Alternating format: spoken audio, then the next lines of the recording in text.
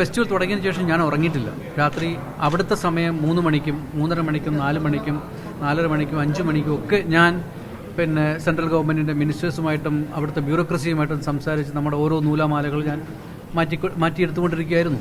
വിവാദത്തെ വലിയ കഴമ്പുള്ളതായിട്ട് ഞാൻ കാണുന്നില്ല. കാര്യം ഓരോ ദിവസവും 15 മുതൽ 20 വരെ വീഡിയോ കോൺഫറൻസിങ് ഞാൻ ചെയ്തുകൊണ്ടിരുന്നത്. 15 മുതൽ 20 വീഡിയോ കോൺഫറൻസിങ് ചെയ്ത് ഇവിടെ എന്താണ് നടക്കുന്നത് ഓരോ കാര്യങ്ങളും മിനിറ്റ് ബൈ മിനിറ്റ് ഞാൻ അറിഞ്ഞുകൊണ്ടിരിക്കുന്നു. ഇവിടെ എടുക്കേണ്ടുന്ന ഡിസിഷൻസ് എടുക്കുവാൻ ഞാൻ എൻ്റെ ഉത്തരവാദിത്വം ഞാൻ നന്നായി കൈകാര്യം ചെയ്തു എന്നാണ് എൻ്റെ തോന്നൽ. മേള തുടങ്ങിയ ശേഷം ആദ്യമാണ് താങ്കൾ താങ്കളുടെ അസാന്നിധ്യം, താങ്കളുടെ ആബ്സൻസ് വലിയ വിവാദമായിരുന്നു. ഇത് ആദ്യമായാണ് മേളയിൽ ഡയറക്ടർ ഇല്ലാതെ മേള നടത്തുന്നതെന്നാണ്. താങ്കൾ ഇക്കാര്യം നേരത്തെ തന്നെ താങ്കളുടെ ഫോറിൻ അസൈൻമെന്റ് നേരത്തെ തന്നെ അറിയിച്ചിരുന്നാണോ എന്നാണ് ഇതേക്കുറിച്ച് ഈ വിവാദത്തെക്കുറിച്ച് എന്താണ് പറയാനുള്ളത്? ഒന്ന്, ഈ വിവാദത്തെ വലിയ കഴമ്പുള്ളതായിട്ട് ഞാൻ കാണുന്നില്ല. കാര്യം ഓരോ ദിവസവും 15 മുതൽ 20 വരെ വീഡിയോ കോൺഫറൻസിങ് ഞാൻ ചെയ്തുകൊണ്ടിരുന്നത്. 15 മുതൽ 20 വീഡിയോ കോൺഫറൻസിങ് ചെയ്ത് ഇവിടെ എന്താണ് നടക്കുന്നത് ഓരോ കാര്യങ്ങളും മിനിറ്റ് ബൈ മിനിറ്റ് ഞാൻ അറിഞ്ഞുകൊണ്ടിരിക്കുന്നു. ഇവിടെ എടുക്കേണ്ടുന്ന ഡിസിഷൻസ് എടുക്കുവാൻ ഞാൻ എൻ്റെ ഉത്തരവാദിത്വം ഞാൻ നന്നായി കൈകാര്യം ചെയ്തു എന്നാണ് എൻ്റെ തോന്നൽ.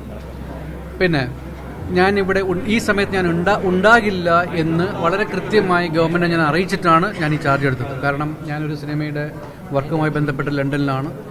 ആ സിനിമയുടെ വർക്കുമായി ബന്ധപ്പെട്ടുള്ള വർക്ക് വിസയും മറ്റുമൊക്കെ എൻ്റെ പേരിലാണ് എടുത്തിരിക്കുന്നത്. അതുകൊണ്ട് എനിക്ക് അവസാന നിമിഷത്തിൽ ഫെസ്റ്റിവലിന് വേണ്ടി എനിക്കതിനു വേണ്ടി മാറാൻ കഴിയില്ല എന്നുള്ള എൻ്റെ അസൗകര്യം ഞാൻ അറിയിച്ചിട്ടും അത് എഗ്രി ചെയ്തിട്ടുമാണ് ഞാൻ ഈ സ്ഥാനം ഏറ്റെടുക്കുന്നത് തന്നെ. അത്തരത്തിൽ ഗവൺമെൻറ് തലത്തിൽ നിന്നോ എൻ്റെ കയ്യിൽ നിന്നോ ഒരു നിരുത്തരവാദപരമായ ഒരു നീക്കം ഉണ്ടായി എന്ന് ഞാൻ കരുതുന്നില്ല.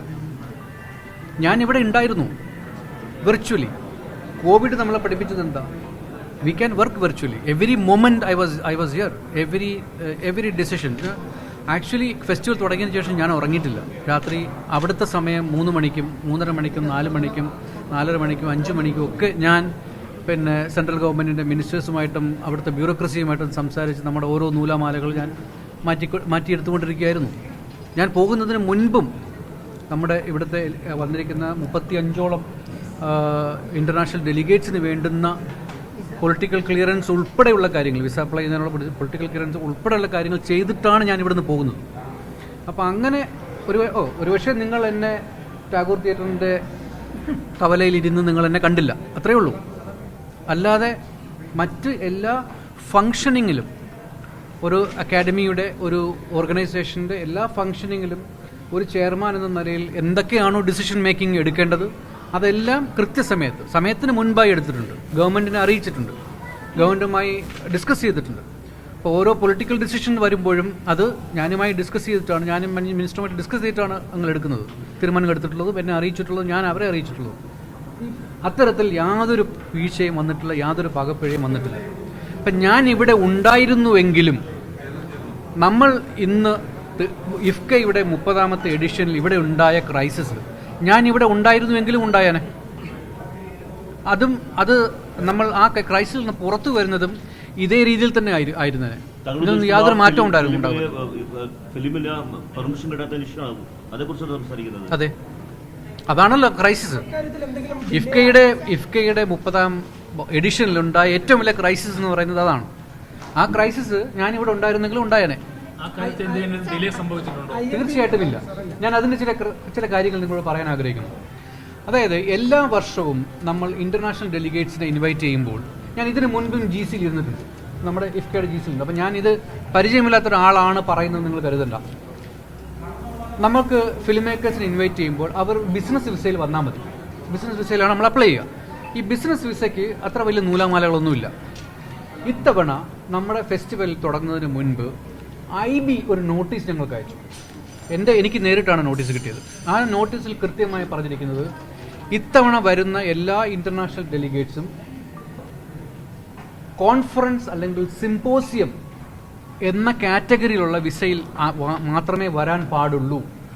കൃത്യമായി ഇത് പാലിക്കണം എന്നുള്ള നിർദ്ദേശം IBയിൽ നിന്ന് സെൻട്രൽ ഗവൺമെൻറ് എന്നെ അറിയിച്ചു.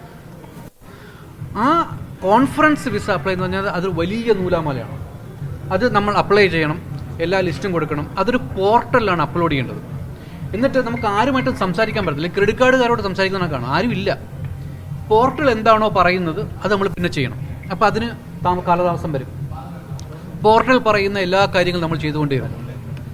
ഒരവസരത്തിൽ 35 ഡെലിഗേറ്റ്സും ഇവിടെ എത്തിച്ചേരില്ല എന്നൊരു സിറ്റുവേഷൻ ഉണ്ടായപ്പോൾ ഞാൻ ദുബായിൽ വർക്ക് ചെയ്തിട്ടുണ്ടെന്ന് ഞാൻ നേരിട്ട് ഡൽഹിയിൽ പോയി നേരിട്ട് സംസാരിച്ചു. ആദ്യം വിസ അപ്ലൈ ചെയ്യുന്നതിന് പൊളിറ്റിക്കൽ ക്ലിയറൻസ് വേണം. പൊളിറ്റിക്കൽ ക്ലിയറൻസ് കിട്ടിയെങ്കിൽ മാത്രമേ വിസ നമുക്ക് അപ്ലൈ ചെയ്യാനും വിസ കിട്ടുമെന്നുള്ളൊരു കാര്യം നമുക്കറിയുള്ളൂ. ഈ പൊളിറ്റിക്കൽ ക്ലിയറൻസ് വരുന്നത് നമുക്ക് ഡിസംബർ 2-ാം തീയതിയാണ്. ഈ പൊളിറ്റിക്കൽ ക്ലിയറൻസ് കിട്ടുമ്പോൾ നമുക്കറിയുന്നത് ഇന്ന ആളുകളാണ് നമ്മുടെ ഫെസ്റ്റിവലിലേക്ക് വരുന്നത്. പല കൺട്രികളിൽ നിന്നുള്ള ആളുകളുടെ പൊളിറ്റിക്കൽ ക്ലിയറൻസ് തന്നില്ല. ഞാൻ ഏത് കൺട്രിയാണെന്ന് ഞാനിപ്പോൾ പറയുന്നില്ല, അതൊക്കെ വളരെ നമ്മുടെ വിദേശകാര്യ നിയമവുമായിട്ട് ബന്ധപ്പെട്ടുള്ള കാര്യങ്ങളാണ്. അതൊക്കെ നമ്മൾ വേണ്ടാന്ന് വെച്ചു. ആ ലിസ്റ്റിന് ശേഷമാണ് നമ്മൾ ഇന്ന സിനിമകൾ നമ്മൾ ക്യൂറേറ്റ് ചെയ്ത് വെച്ചിരിക്കുന്ന സിനിമകളിൽ നിന്ന് ഒരു ലിസ്റ്റ് നമുക്ക് ഉണ്ടാക്കാൻ പറ്റുള്ളൂ. ആ ലിസ്റ്റ് 3-ാം തീയതി നമ്മൾ കൊടുത്തു. 2-ാം തീയതി പൊളിറ്റിക്കൽ ക്ലിയറൻസ് വരുന്നു, 3-ാം തീയതി നമ്മളെ ലിസ്റ്റ് കൊടുത്തു. ആദ്യത്തെ ലോട്ടിൽ 6-ാം തീയതിയാണെന്ന് തോന്നുന്നു അല്ലേ, 6-ാം തീയതി മറ്റോ നമ്മൾ അപ്ലൈ ചെയ്തതിന് 3-ാമത്തെ ദിവസം 187 സിനിമകൾക്കും പ്രദർശനാനുമതി തരുന്നില്ല എന്ന് പറഞ്ഞിട്ട് INP നമുക്ക് നോട്ടീസ് വന്നു. അതായത് ഈ ഫെസ്റ്റിവൽ പോലും നടക്കുകയില്ല എന്നൊരവസ്ഥയായിരുന്നു ഫെസ്റ്റിവൽ തുടങ്ങുന്ന ഒരു ദിവസം മുമ്പുള്ള അവസ്ഥ.